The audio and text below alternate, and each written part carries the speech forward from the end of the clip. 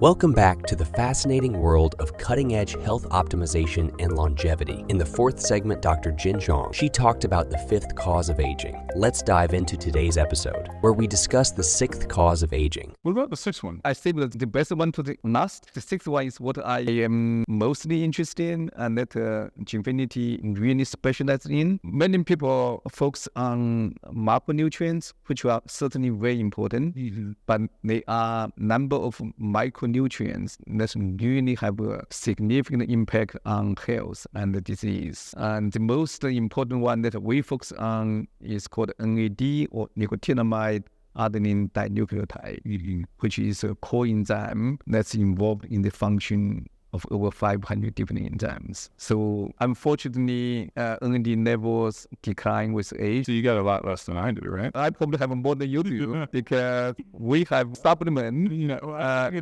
We'll see. We'll have your results in a few hours. Most people in their 30s, 40s, and beyond have deficiencies in NAD. And if you don't supplement, if you don't correct the deficiencies, you may suffer from many different issues. And the most important one is fatigue. Fatigue is the number one complaint when patients go see a doctor. In America or worldwide? That's worldwide. Wow. 3/4 of the patients complain about fatigue. And I personally experienced it because after we had our baby, didn't sleep much. My wife and I were both just dragging, and we got knocked on some NAD, and our energy came way back up. And it was a massive difference, night and day difference, both IV and supplement side. And I'm curious, why doesn't more of the world know if this is like a central molecule for basically every 500 different coenzymes use NAD, and 75% of the population, the number one complaint is fatigue. And the fatigue can be often treated, not exclusively and only with NAD, but it can be boosted up.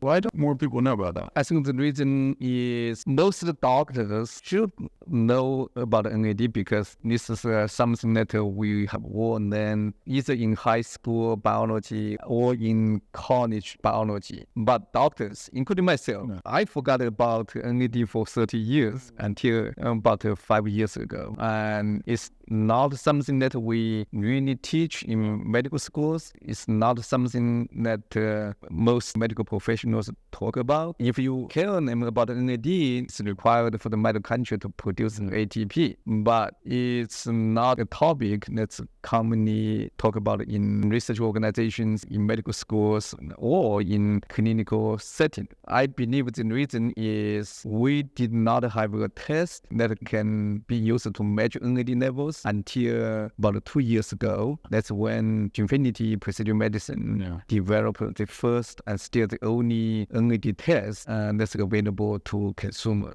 So without knowing widespread the deficiencies are and who are deficient, you really don't know how big the problem is. And also you don't know whether you can or how you can correct the deficiencies.